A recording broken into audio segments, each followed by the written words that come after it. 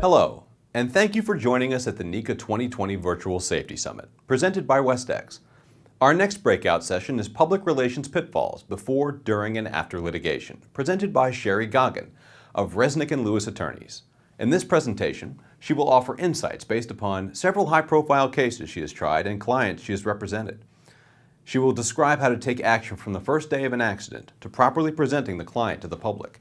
This will reduce negative public opinion and publicity to not only benefit the litigation, but the client's reputation. Thank you, and we hope you enjoyed this session.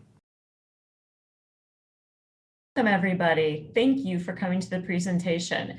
I am going to chat a little bit, as you just heard, about public relations pitfalls in litigation from an attorney perspective, who is I. As you heard, my name is Sherry Goggin, and I'm a partner here at the Houston office of Resnick & Lewis, which is actually based out of Scottsdale, Arizona. We have 26 offices around the United States, as well as one in London. So I am the head of their Houston office, been in Texas about 3 years, and my presentation will give you a little bit of my background and then move on to describe kind of the relationship between public relations and litigation together. Because in doing some of these presentations over the years, I've come to find that those things are very interrelated. So first, a little bit about me. My next trial will in fact be my 100th trial, believe it or not. I've been practicing way too long, apparently. And over the last 20 years, I've been concentrating on civil litigation, where I typically defend multi-million and actually billion-dollar corporations like McDonald's and Black Horse Carriers and a lot of construction companies around the country on many different levels, from trial court level all the way through appellate and Supreme Courts. The types of cases that I do, as you can see, are fleet safety, trucking, commercial litigation, premises liability, construction, as you all would be interested in, but all the way from personal injury and wrongful death through large loss property damage cases. So with that perspective, I hope that I'm able to give you knowledge and insight into how to properly prepare, not only for litigation, which I've given presentations on before, but specifically now the interrelated item of, and important item of, public relations and your reputation. So that kind of brings me to the second thing that I do kind of for a living, which is counseling commercial clients such as yourself in your ongoing operations, using my experience to not only prevent litigation, as I've stated before, but also to present you in your reputation to the general public and in the industry. So I'm going to give you a little bit of an outline of what we're going to do today, and then we'll hopefully take some questions at the end. So I forgot to tell you before, please use your chat feature if it's available. Ask a question, and maybe we'll get to some at the end. There'll also be a voting poll or period at the end for you to let me know what you think about a couple of my verdicts. So let's go through what we're going to do today.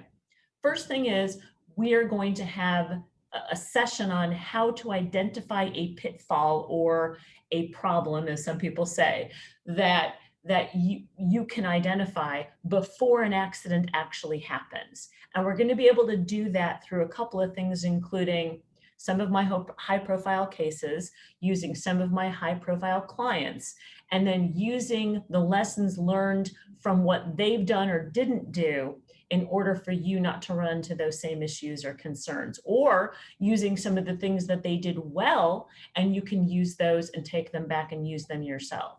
So the reason we're going to do this today is to reduce potential negative public opinion and publicity. But in addition to that, with an eye to the jury. So you all have to realize that the general public is my potential jury. And if you put out a good reputation in the industry, be it online or in the public or within conferences such as this, if you come out with a good reputation, and hopefully we'll show you how to do that, then we think, for me, you will present yourself much better in front of a jury. So we're linking the two concepts of litigation and your reputation. So let's see first how to identify a pitfall. So Indiana Jones here is essentially telling you it doesn't have to be a leap of faith. He is stepping off the cliff, not knowing if a bridge is there. What we're going to do today is show you how to build that bridge so you know when you step off that cliff, you're landing on something safe. So with an eye toward the future, we're going to show you what to do now. So you won't have to be like Indiana Jones here and taking a leap of faith. So how are we going to do that? As some people say all the time, preparation and experience are key. So what I'm going to do for you today is present to you a study of several of my real clients and real cases that I've tried where I was lead counsel for the defense, and use those to show you what to do and what not to do to establish a good reputation in your industry and ultimately in front of a jury if need be. So I know a lot of you don't know what dragnet is, but some of the parties and some of the facts have been changed to protect the innocent, and it has been edited down to just the key facts you need to know in order to present yourself well to the public. So let's take a start at this. So the rule number one is, how do you establish your reputation? How do you do it? And in doing these presentations around the country, I get a lot of questions about litigation and how to reduce your exposure. Well, it turns out how to establish your reputation in the public is the same way that you establish your reputation before you ever see a jury, and that helps the outcome in front of a jury. So there's 4 key things that you need to center on to do that. The first one is industry custom and practice. Always meet industry custom and practice. And in every seminar that I've ever given, every potential client or corporation or company asks me, what is industry custom and practice? How do I meet industry custom and practice? So the first way that you do it, you're here. You're at the NECA Safety Summit. You are being presented in all of the other breakout rooms, which are recorded now, so you can go see those. All of those things that they're talking about, technology, training, advancements in the industry, whatever those things need to be, either on-site, at-home office, risk management, all of those things combined is the world of industry custom and practice. And the one thing that we know that industry custom and practice is doing is it's ever changing. So when industry custom and practice changes, you need to change your business practices. Just like we're here today. We are doing a virtual convention. 5 years ago, that would have been unheard of. Now it's industry custom and practice. So we are now looking at things from a different world as things change. So make sure that we take a look at those things. The next thing we're going to talk about are policies and procedures in writing. And I get a lot of groans, and I get a lot of, especially for my kids, that stuff is boring. It really isn't. And it's probably one of the most important things you can do is have your policies and procedures in writing. And it can be electronic, but it has to be in writing. So be it your applicants for your jobs, be it your training, be it your safety meetings, be be it your quarterly safety meetings, your risk management assessments, your employee handbook, whatever that writing or policy or procedure is, have it in writing, which leads to the next kind of obvious, I would think, item, but follow those policies and procedures. Do it every time and do it in writing. So if your employees, your risk managers, your supervisors, your job superintendents are actually following the policies and procedures and having your employees sign them, or drivers or electricians or techs or whoever it happens to be, if they're following them, then that's going to help establish your good reputation. The next thing is document everything, because for evidence, I can tell you, if it's not documented, it doesn't count. So I can put you on the stand and you can be the best witness. You can be the Tom Cruise or My Cousin Vinny of a movie. But if you don't have a document to support you, the jury's just going to say, well, he or she is lying because they don't want to pay out any money in the case. So if we document everything and can prove it and back you up, then we're very good and far ahead of the game, if not golden. So let's talk a little bit about this industry custom and practice. Because from our little cartoon here, as you can see, times change quickly. What was going on 10, 15, 20 years ago is not going on now. So what we used to have weekly safety meetings around a fire, like our cave people here, we now do everything by tech and by tablet and by phone. So we have to obviously realize that, right? And I think what industry custom and practice has done and technology has done for us, hopefully, is made it easier. It is easier for us to communicate with our teams, with our people on site, with our people driving across the country, with people in every state of the union or country in the world. We can all be on the same page. So industry custom and practice in New Jersey can now be industry custom and practice in California or Nova Scotia or Russia, whatever it happens to be. So I think that this has made it easier for all of us to keep up, but that doesn't prevent us from not having to keep up. We still have to do it. Sometimes that takes an investment in money. Sometimes it takes an investment in time, but industry custom and practice is what's going on today. Now, do we need the gold standard for a mom and pop electric company out of Tuscaloosa, Alabama? Probably not. You still have to be reasonable. Reasonable is the standard, and that's what's going to go in front of a jury. And I can argue anything is reasonable in front of a jury, but you're at the NECA Safety Summit. You know you're here to meet the top, to meet industry custom and practice. So if you do it, your reputation is going to be sustained in the community, because you can even testify. I went to NECA Safety Summit in 2020 and implemented and used these tools to make everybody safer. And that's key. That would be amazing if all my clients could testify to that. So the next thing is, you remember we chatted about, was the next pitfall is documentation, because I can let you know from personal experience, if you don't have a document, it didn't happen. So if you had 20 safety meetings a year, but the employee that got involved in an accident, his signature or her signature isn't on that document that she attended that safety meeting, doesn't make any difference.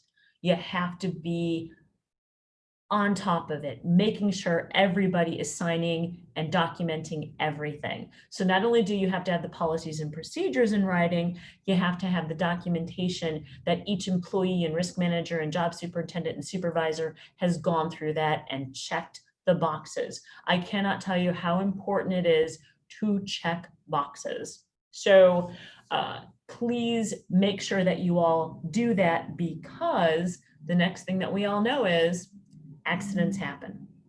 And you notice on this slide that I didn't put up an accident of a guy getting electrocuted on site, which I've had happen and defended in wrongful death cases.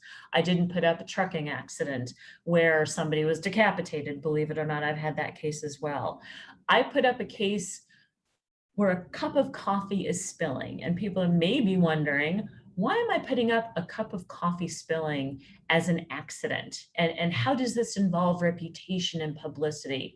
Because I represented a little company by the name of McDonald's. And McDonald's was involved in a case called LIEBECK versus McDonald's. And maybe some of you were born, maybe some of you weren't, but to this day, I will say this was not my case, but I did represent McDonald's. And in this era, the McDonald's coffee case, I can let you know, in front of juries, not this year because we haven't had any juries, but in juries last year in 2018 and 2017, they will still, and plaintiffs' counsels will still bring up this case because it is the infamous McDonald's coffee case. And everybody knows about it because it kind of brought on tort reform, or at least the idea of tort reform, because of the facts of the case. So super quick, McDonald's was my client during this era, but nobody knew about this file until the jury came back. I actually had the claims representative. She was one of my friends who worked for McDonald's in their risk and assessment portion. She was in claims. And she called me the day after this verdict came back. And I was defense counsel, baby defense counsel back then, but I was defense counsel. And she's like, Sherry, why did I fire defense counsel in this case? And I'm like, because they got a $2.7 million verdict. And she's like, no. Things happen. We all know things happen. I fired defense counsel because I heard about the verdict on the radio and not from the mouth of the defense lawyer immediately after it happened. Because the verdict came back at about midnight and the claims rep woke up the next day and heard about it on the radio. So there was no opportunity for McDonald's and the claims people and the defense counsels to get together to present to the public their version of what happened in this case, because they didn't have the foresight to do that. So a lesson learned. So if you look at the quick facts of the famous McDonald's coffee case, it happened in 1994. Stella LIEBECK was a 79-year-old little old lady who had driven through a McDonald's in New Mexico. And as she went through the drive-through, she was handed a hot cup of coffee. She put it in between her legs because she didn't have a cup holder, and the lid was not exactly correctly. So the coffee spilled when she pulled away, and she actually sustained second and third degree burns to her thighs. So she had about $160,000 in medical expenses, and the jury took the case. So the jury gets this case, and they ultimately award $2.8-ish million to her. But if you look at it, only $160,000 of that was for her actual injuries. $2.7 million was in punitive damages to try to punish McDonald's for that hot coffee. And it was a clever closing argument by plaintiffs' counsel that said, look, McDonald's makes millions of dollars a day by selling hot coffee. You need to take off a penny from every cup they sell in a day and give it to Ms. LIEBECK. And he calculated that all out, and that was $2.7 million. That's how they got that. That's what was portrayed to the jury. But as I just told you, McDonald's, this was the start of tort reform. How did this case, which looks terrible, or you would think looked terrible for McDonald's, how did they deal with that? How did McDonald's catch a break? McDonald's caught a break and they came out on top for this case, which you think, honestly, in today's society could have ended the restaurant, which wasn't going to happen because it was McDonald's. So how did McDonald's come out on top? McDonald's came out on top because of training, reputation, research, publicity, the swaying of public opinion, and the lessons they learned. So you would be like, well, how did training do anything? Remember documentation? Documentation with McDonald's is everything. They were documenting things since the 1960s of their franchise, Hamburger University. Their policies and procedures have been known for decades, and their franchises are required to follow them and do what? Check the lists, check the boxes. So you knew going into it, they were documented and that it was going to help them in their reputation, not only in this one case, but in the world. So that was key for them. They could show they tested coffee. They had experts who said this was the degree that everybody preferred. They had comparisons, market comparisons. They were prepared. That's training, that's documentation. That's why it helped them. The reputation. McDonald's, everybody loves McDonald's. Why? It's, even though it's a multi-billion-dollar corporation, they're consistent, they're clean, they're your neighbor. So suing McDonald's became kind of a bad thing to do because everybody likes them and everybody goes for it. So that was key for them and key for anybody else, quite frankly. The next thing was the coalescing of the publicity following the verdict, which, like I said, everybody thought would be bad for them, was turned on end by McDonald's. How could somebody believe that people felt sorry for a multi-billion-dollar corporation? But they did. They said, little 79-year-old Ms. LIEBECK, we need tort reform. Nobody should get that much money from a company for coffee spilling. Are you kidding me? Everybody knows coffee's hot, right? Everybody knows that case. McDonald's came out on top and the lessons were learned. So when I represented McDonald's in ongoing cases, I had a little case that nobody would ever know of involving a bloody French fry. So a few years after the McDonald's coffee case came back, I had a case where a couple drove through a McDonald's at night in St. Charles, Illinois, not a very big town, and ordered some French fries and some Cokes. So they are handed the French fries and Cokes out of the drive-through, and they get their Cokes and they put them in their drink holder, and then they get their French fries in a bag, and it's dark outside and it's at night. And plaintiff passenger puts her hand in the bag and allegedly starts eating French fries and starts screaming that there's blood on her French fries. And she looks over at the person who handed her the bag, and she's like, I'm gonna sue, I'm super upset, I'm gonna drive to the emergency room, which she did. And she found a lawyer and she sued McDonald's. And she thought this was gonna be her McDonald's coffee case. She was gonna get millions of dollars because of what happened to her. She got tested for a whole bunch of communicable diseases. She said that she had post-traumatic stress disorder and went to a psychiatrist. And she found a lawyer and she filed suit. So she files suit. I become defense counsel for McDonald's in this case. So we take the case, and the first thing that we need to go through, our first thought was, there's no way this happened. But how do I prove this didn't happen? And we get back to what? We get back to documentation and what McDonald's does to document. I could track the path of that French fry from an Idaho farm, potato farm, through processing, through transportation, to that restaurant, to delivery, to defrosting in the fryer, to the person who handed her the bag. And if I could check off all those lists through documentation that this could not have happened, I was golden. So that's what we did. We followed it from start to finish. And we were able to show plaintiff's counsel, look, we know your client is not telling the truth. So what do you want to do about it? And they hem and they haw, and this guy realized he didn't have a lot of damages. So he didn't have a broken arm, he didn't have a surgery. He had a couple of psych appointments and a couple of tests, which totaled about $1,000.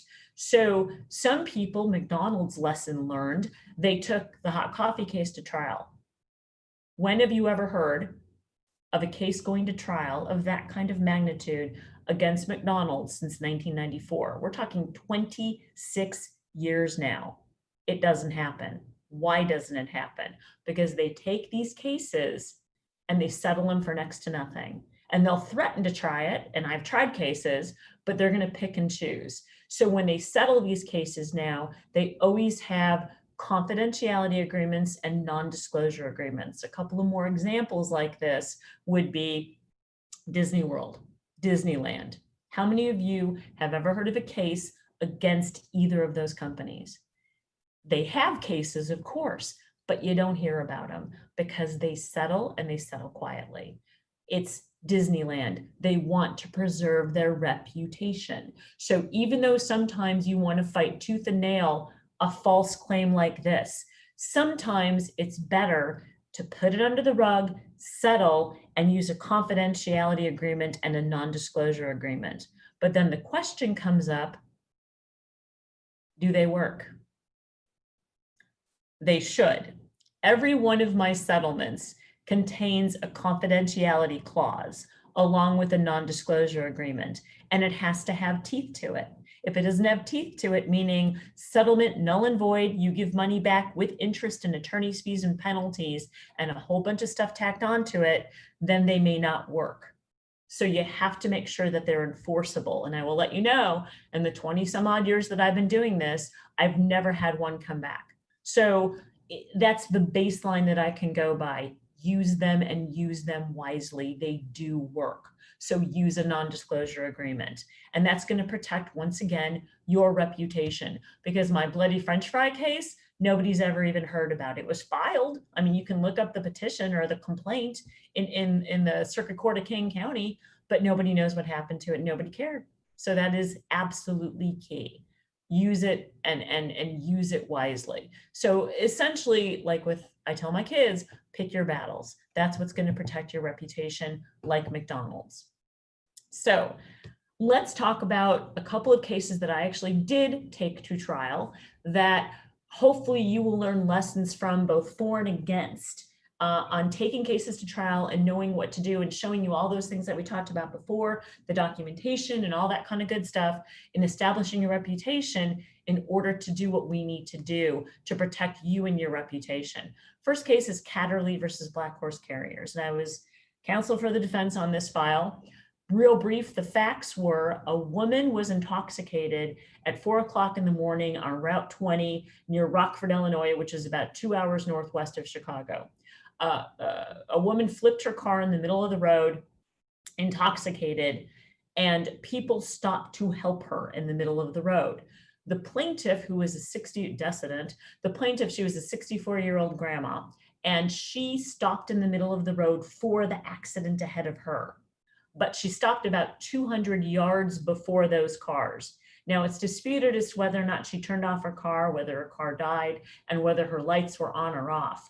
But my client's driver came upon and saw the accident scene ahead of her car, but didn't see her car. He slammed on the brakes and literally ran over her vehicle, and she was killed immediately. She was killed on scene. She had no dependents. She was not working, so there's no lost wages, and there was clearly no medical bills, but she was killed. It's tragic. So the plaintiff's counsel in that case immediately contacted local and regional news, including in Chicago and Rockford, and started to plant a story not only as to how the accident happened, but also as to the reputation, not just of my client, but of all trucking companies. They're scary. They should be off the road. They need to be controlled. This guy should be in jail. I mean, really bad narratives were put out there from day one. So the news stories got it wrong and the publicity was there. But at that point in time, is it too late? I wasn't contacted in Illinois statute of limitations as 2 years until almost 2 years later. So the investigation and the publicity have been out there for a while, and it comes and goes as the case is filed. But once the case was filed and I entered my appearance for Black Horse Carriers, then I began my investigation, and because the news people had been contacted beforehand, I started to get contacted by the news people for comment. So the question is, do you comment? And how many of you see when a lawsuit is filed against a major company or against anybody else, if it's a big giant case, the defense counsel or the defendants always go out there and say no comment? Is that the best thing to do, though? Is that what we should be doing? Of course, the answer is sometimes yes, sometimes no. So if we have really good facts that I can prove at trial, that I'm very confident are going to play out, I want to make a statement. I want to put those facts out. The reason people say no comment is they think if they say anything, then if it comes back to bite them at trial, then they're going to replay that newsreel over and over and over again. And that's 100% true. So you have to be darn sure what you're saying is true. Is that possible? Absolutely. Could I be confident enough to do that? I say it in an opening statement. If I'm going to say it in front of the jury and I have to prove it, I'm going to say it in front of a news camera. So if I have bad facts, though, and I really can't say anything except to maybe minimize damages, then a no comment may be appropriate. So it's on a case-by-case basis. But what I specifically hate is when everybody always says no comment, because you shouldn't do it every time. It depends on the facts. And if you get counsel involved early enough, then they'll be able to assess what to do on that case-by-case basis and give you advice even before a lawsuit's filed. So you have to know your audience. And in my case, my audience is always a jury. I get a jury of 12. However, for you all, your audience is everybody you deal with. It is your industry. It is the general public that you come into contact with, like McDonald's, like trucking companies, like construction companies. It is your clients. It is everybody in your world is your audience. So for me, I just need to prevent a big runaway verdict. You need to put yourself out there with a good reputation, but you do it the same way. You have to know who you're playing to. In my case, a jury.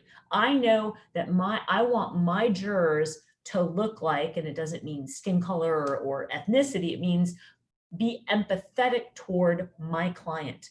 Make them seem like my client. Because if I get a jury that are empathetic with the plaintiff or look like the plaintiff, they're going to fine for the plaintiff. You also have to know your judge and your venue, your population statistics, and your preconceived notions of your client online. And this is where you come into play, not only in front of a jury, but in front of the public. So we're talking now so much just not news. Google, social media, what your clients put out there, what your employees put out there. You need to know all of those things. People can do Facebook posts or Twitter, whatever it happens to be. What they put out there is what everybody knows. That will give a preconceived notion for a jury. And that's something that I need to prevent, and if possible, but deal with for sure when we talk about it. So you need to be thinking about those things, even in your policies and procedures, before you ever see me, or maybe at the same time you meet me, I'll tell you the same thing. So how does this play into my jury verdicts? How do verdicts get so high? People always ask me that. How do jury verdicts get in the multi-millions of dollars? So for my target audience, it's called getting a line. Plaintiffs' counsels want to get lines. The more lines they get on a jury verdict form, the more money they get. So here, for example, you get medical bills, you get lost wages, you get pain and suffering. The more of these lines they get, the more money they get to fill in. And believe me, they just pick numbers out of the air to add up to that total. That's how they do it. $200,000 for medical bills, or $400,000 for medical bills. Lost wages at $1 million if the guy's 38 years old and is going to work till he's 35. Pain and suffering, make up a number. You can see how it adds up 7 times over or more to multiple millions of dollars. And that's just general damages. That's not where the money is, believe it or not. The big money. Big money is from punitive damages, where the plaintiffs' counsels would say where the real money is. That means punishing the company for not having a good reputation, which brings it all the way back around to your public presentation and your reputation. For McDonald's, it was $2.7 million. That is, believe it or not, nothing in an amount of punitive damages as to what it could have been against McDonald's, the multi-billion-dollar corporation that they are. That's the issue that we're talking about. So what are punitive damages? Punitive damages are punishment is supposed to hurt. It's supposed to punish you. So is it pure punishment or to deter you? That's the question. That's a state-by-state analysis. They kind of come out the same though, because what they look at, if you look at a couple of lines down, they actually look at your financial disclosures, and they're entitled to them sometimes, most of the time, to take a percentage of your net worth, of a company or a client's net worth, to punish you, because it's not going to hurt you if it's $100,000. But it's going to hurt you if it's $1 million. It's going to hurt you if it's 20 million. So that's how they determine punitive or punishment damages. One of the things you need to think about for punishment damages or punitive damages as well is, do you have insurance coverage for those? And I can do a little raise your hand thing now in the chat feature saying, how many of you know whether or not punitive or punishment damages are covered by your insurance carrier? Well, you better find out. You better read through that policy, have your risk manager call your insurance agent, call your insurance company directly. Are they covered? I would say most of the time people are either surprised or not surprised. They are not.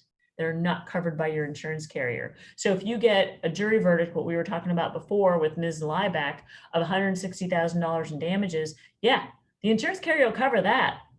But are they covering the 2.7 million in damages? No, that comes out of your pocket. So you need to have a good sit down with your agent or your broker and say, should we purchase a policy that's going to possibly cover punitive damages, which may cost you more on the front end, but it may cost you a heck of a lot less on the back end. So you have to weigh those risks and costs yourself to think about that. Just something to put in the back of your mind. Also, everybody talks about caps and tort reform, starting probably with the McDonald's coffee case. So caps on punitive damages means a plaintiff can't get more than X amount of dollars in punitive damages. Not all states have those. And I lived in 2 states where Illinois did not have punitive damages caps. Texas does. So you have to kind of look at each venue on a state-by-state basis to find out what's going on in each state as to where the accident happened, where you're located, whatever it happens to be. It is a state-by-state basis. Make sure that you're keeping up with the law. And even if there are caps, I will let you know, Texas calculates those caps in such a weird way.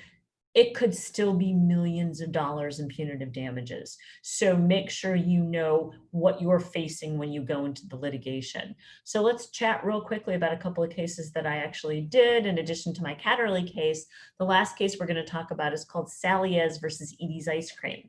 This case happened about an hour and a half southwest of Chicago in a little town called Joliet, Illinois. And in that case, I represented EDY'S ice cream, and my EDY'S truck driver made clearly an illegal U-turn on a road called Route 53, Romeoville Road in Joliet. And in that case, he had missed his stop at a Jewel grocery store and said he needed to make a U-turn to get back and make his delivery. So he's making his U-turn, and he's going maybe 2-3 miles an hour. And my plaintiff, who is a 38-year-old father driving with his 18-month-old son in the back seat, was speeding. And he saw my guy was slowing down in the right-hand lane. He didn't know he was going to make the U-turn and tried to get around him in the left-hand lane and literally came underneath the back of his trailer, shearing off the top of his car. I always like to say right off the top, the baby was fine, thank God. Everybody always asked me, the baby was okay. But the dad had over $500,000 in medical bills. He claimed neck and back injuries. He was an electrician, interestingly enough, for union. And he racked up, like I said, nearly $500,000 in medical bills. Whether they were legit or not, he did. So his counsel demanded $14.7 million in damages for that person's injuries. But comparing it to the Black Horse Carriers case, his attorney didn't do any news conferences. He didn't spread any misinformation. He didn't contact anybody online, which really was 2010, so it was a little bit a while ago, but it was around. You had Facebook and things like that. Didn't do that though. And the other difference was my client contacted me immediately in the case. We had GPS downloads, documented training, a really good driver with an MVR that was clean as a whistle.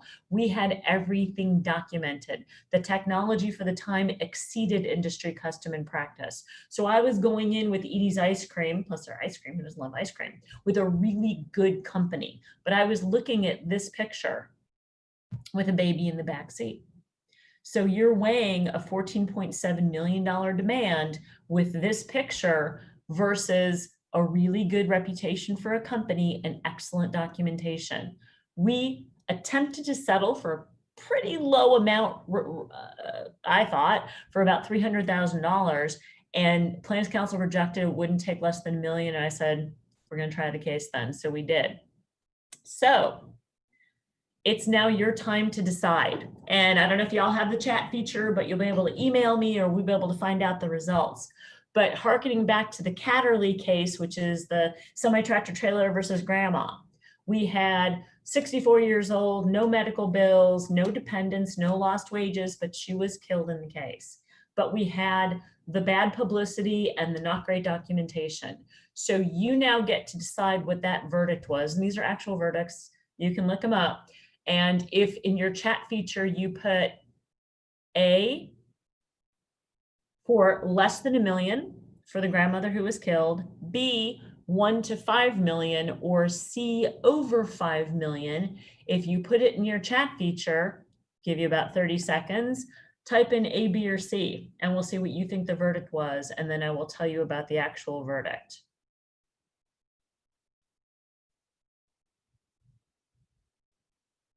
Sure.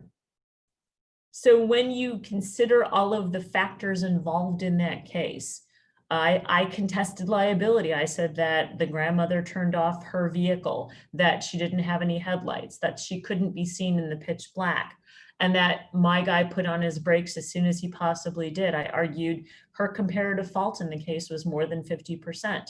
I argued, I mean, as to damages, it's unfortunate, but she had a life expectancy with her comorbid conditions of less than probably 10 to 15 years.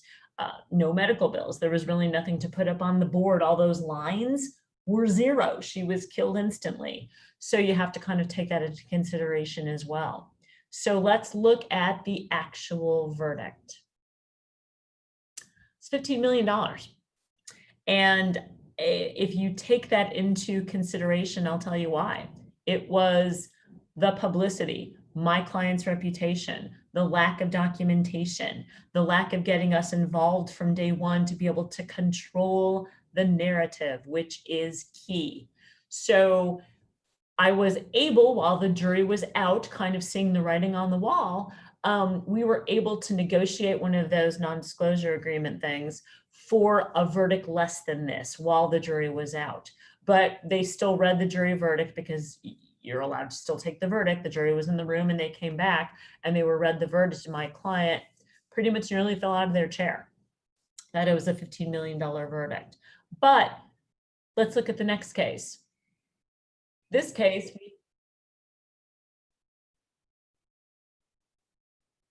and we seem to have had some feedback in our chat, which is awesome. So welcome, chat people.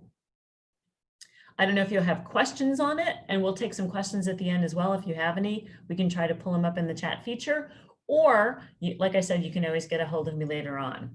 But essentially, the next verdict that we were talking about is the semi-tractor trailer versus the car.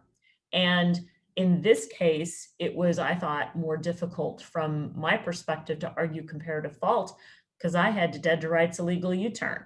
But we did argue comparative fault and said that based on the GPS data, based on the documentation that we had, based on the vehicle downloads, my involvement of gathering all that stuff from day one, we were able to show that the plaintiff was speeding and had some really good footage of him doing some very physical things that he claimed he couldn't do. So he had the bad reputation, which I'm able to do, by the way, just as much as plaintiff's counsels are.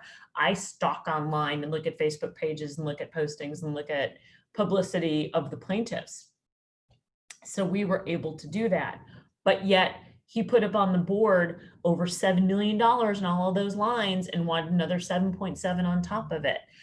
So looking at that, do you think the verdict in the SALLIEZ case was, once again, A, less than $1 million, B, 1 to 5 million, or C, over 5 million?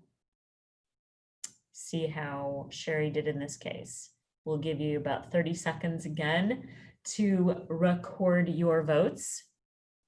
And then maybe we can pull up the chat feature to find out what you all think.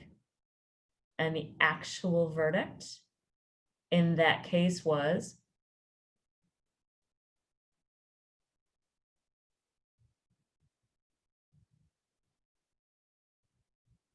great. And once we have your votes, you're going to see the actual verdict, which I would never put up a case that was bad for me and not put up a case that was good for me. We won this file hands down. They didn't think the plaintiff was hurt. They thought he was exaggerating, and they gave him over 45% comparative negligence. So they found him at fault. So it was based upon exactly what I told you, what my client did right by controlling the narrative. And to come full circle, if you control your narrative before a suit is ever filed, by doing what you need to do, by meeting industry custom and practice, by having your policies and procedures in writing, by following them, and by documenting everything, that's the difference between those two verdicts. So one of my favorite lines is, help me help you. I get what I get based on what you give me. I always tell people, if I made up all the facts in my cases, I would win every time. I can't make up all the facts in my cases. You are in the ground game. You are there. You are on site. I can't be there all the time. So help me help you. Document everything. Do those things that I just suggested, and you'll see the difference in the outcome, because you don't want to see what you're going to do in your leap of faith. You want to build it. Be there to build your bridge for me so we can cross it together to a successful outcome, or the most successful outcome that we can have. And that's what's important. So if you have any questions or need anything from me, I'm sure you can find me in the NECA program, and I can try to check the chat feature, hopefully, online, and see if y'all have any questions for me.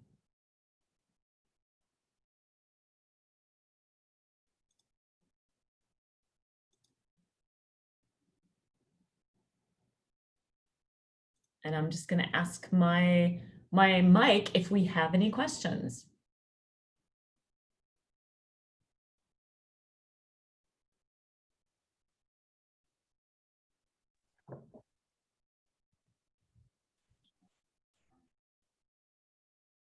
Great.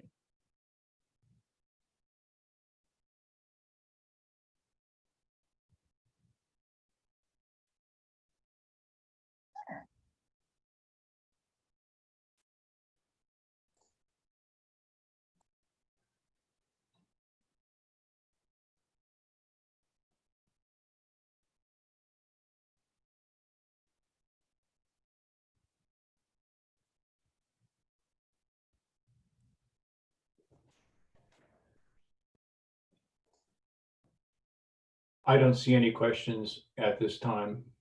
Awesome. I've sent some of those replies via the chat. I'm not sure if that's coming through. I'm not getting it, but thank everybody for attending and hope you enjoyed the session.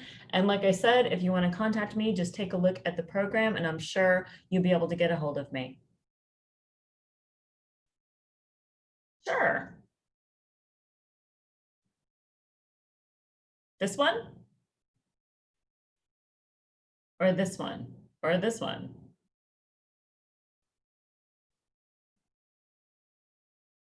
And I think the slides will be available, if I'm not mistaken, in addition to a recording online. If you are all in the room with me now, you should be able to review the presentation.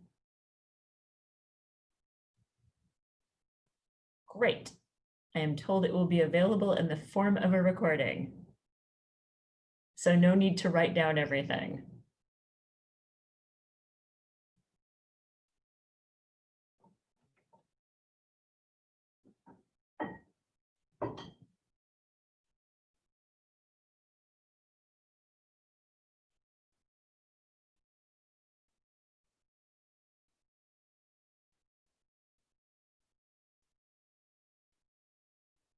Great. All right. Well, thank you everybody for coming. And if you ever need me or have any questions, please feel free to contact me. You all take care.